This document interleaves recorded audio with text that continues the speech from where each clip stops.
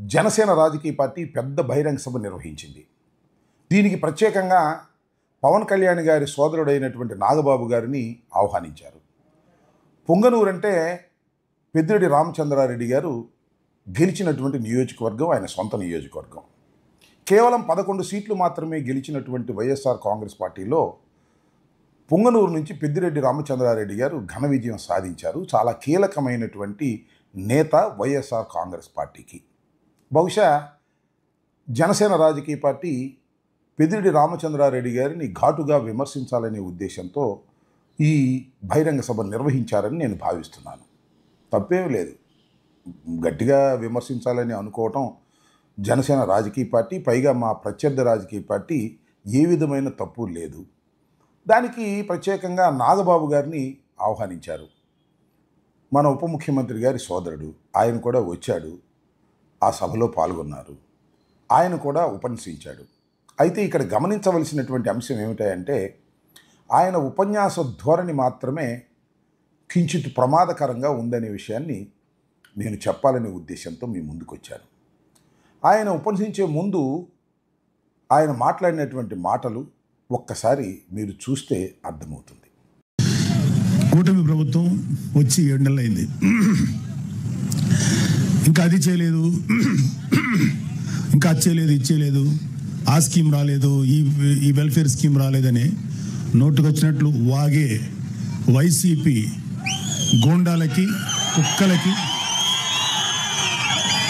YCP సన్నాసులకి ఒక విషయం చూశారు కదా, ఎంత అహంకారపూరితమైనటువంటి మాటలు నాగబాబు గారు మాట్లాడుతున్నారు. నాగబాబు గారు అంటే కేవలం పవన్ కళ్యాణ్ గారి సోదరుడే కాదు, జనసేన పార్టీని ఆల్మోస్ట్ ఆల్ నడుపుతున్నటువంటి వ్యక్తి. ఇంకొక మాట చెప్పాలంటే కాబోయే మంత్రి. ఆయన మంత్రిగా చేయబోతున్నాను అని సాక్షాత్తు ముఖ్యమంత్రి గారే లిఖితపూర్వకంగా ఆయన కమిట్ అయ్యాడు. కమిట్ అయ్యి చాలా రోజులైంది అనుకోండి, అది వేరే విషయం. కానీ భారత రాజకీయాల్లో ఎక్కడా కూడా లిఖితపూర్వకంగా త్వరలో ఈయన్ని మేము క్యాబినెట్లోకి తీసుకుంటున్నాము అని లిఖితపూర్వకంగా హామీ ఇచ్చినటువంటి సందర్భాలే లేవు. మరి ఎందుకు ఆ హామీ ఇచ్చారు, దాని వ్యూహం ఏమిటో మనకు తెలియదు అనుకోండి, అది వారి సొంత వ్యవహారం. కానీ లిఖితపూర్వకంగా ఇచ్చి చాలా రోజులైనా ఆయన్ని క్యాబినెట్లోకి తీసుకోలేదు. సరే, అది కూడా వారి వ్యూహానికి సంబంధించినటువంటి అంశం అనుకోండి. ఏమి జరగబోతుందో, ఏమి జరుగుతుందో తర్వాత మనం చూద్దాం. కాబోయే మంత్రి, అదేవిధంగా పవన్ కళ్యాణ్ గారి సోదరుడు, జనసేన పార్టీని భుజాన వేసుకొని నడిపేటటువంటి వ్యక్తి ఈ రకమైన అహంకారపూరితమైనటువంటి మాటలు మాట్లాడితే ఇది పార్టీకి మంచిదవుతుందా అనేది వారికి నేను సుహృద్భావ వాతావరణంలో చెప్పే ప్రయత్నం చేస్తున్నా. మీరెవరండి చెప్పడానికి? మా ఇష్టం వచ్చినట్టు మాట్లాడుకుంటాం. మా జనసేన వేదిక, మా వేదిక మీదకి ఏ విధంగా అయినా మాట్లాడతాం, దూషిస్తాం, ఎదుటి వాళ్ళని ఇష్టం వచ్చినట్టుగా మాట్లాడతాం అంటే అది మీ కర్మ అని నేను అడుగుతా ఉన్నా అని చెప్పదలుచుకున్నాను. ఏంటంటే అహంకారపూరితంగా చాలామంది మాట్లాడారు. మాట్లాడిన మాటలన్నీ మనకు వినిపిస్తూనే ఉన్నాయి చాలా సందర్భాల్లో.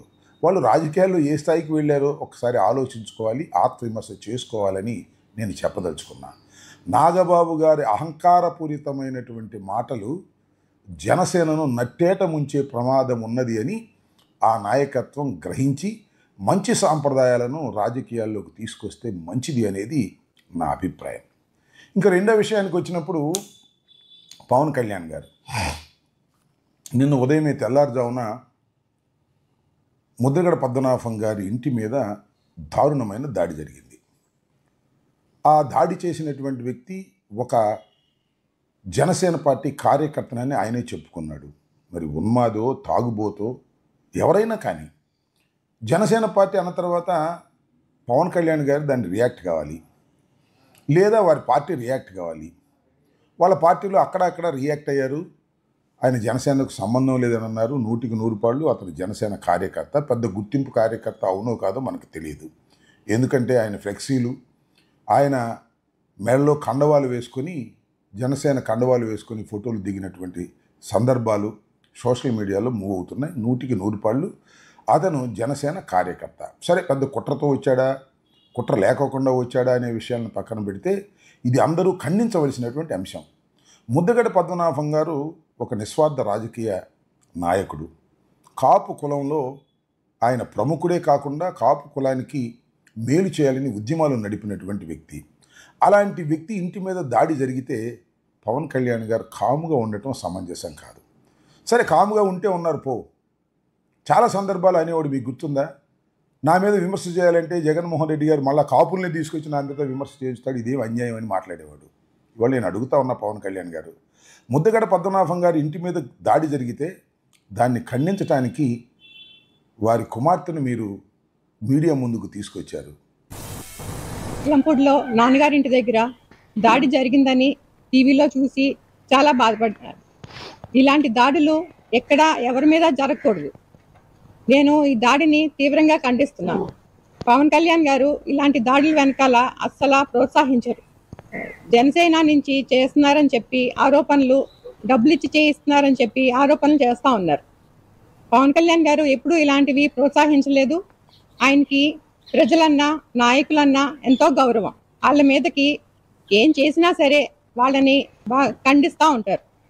పోలీసులు ఈ విషయాన్ని క్షుణ్ణంగా పరిశీలించి ఎవరు చేయించారు, పిలిచి చేయించారు అని, ఎవరికి లాభం అన్నది మొత్తం తెలుసుకొని బయట పెట్టాలని నేను కోరుకుంటున్నాను. ఈ వ్యక్తి ఎవరు అన్నది ఎవరో తాగేసి చేసినంత మాత్రాన అది జనసేన చేసిందని పార్టీ తరపున పార్టీకి చెప్పడం అన్నది కరెక్ట్ కాదు.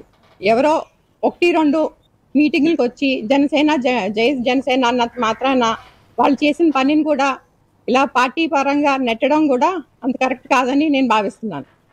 ఇదేం సమంజసం? మమ్మల్ని ఏమో మీరు ఆ రకంగా అప్పుడు అన్నారు, ఇప్పుడేమో మీరు ఆ రకంగా ప్రవర్తిస్తున్నారంటే ఏంటి? మీ నైతిక విలువలు ఎలా ఉన్నాయో నాకు అర్థం కావటంలా. మీరు చాలా సందర్భాల్లో మౌనంగా ఉంటున్నారు. ఇది మంచిది కాదు. ఎందుకు చెప్తున్నానంటే, ముద్దగడ పద్మనాభం గారి ఇంటి మీద దాడి జరిగినప్పుడు మౌనంగా ఉండే ప్రయత్నం చేస్తున్నారు. అలాగే అల్లు అర్జున్ అరెస్ట్ చేసినప్పుడు మౌనంగా ఉండే ప్రయత్నం చేశారు. అలాగే మాధవి లత అని ఒక సినిమా ఆర్టిస్ట్, హీరోయిన్, ఆమె మీద జేసీ ప్రభాకర్ రెడ్డి తీవ్రంగా విమర్శలు చేసినప్పుడు, అగ్లీగా విమర్శలు చేసినప్పుడు కనీసం ఖండించేటటువంటి ప్రయత్నం కూడా మీరు చేయటం లేదు.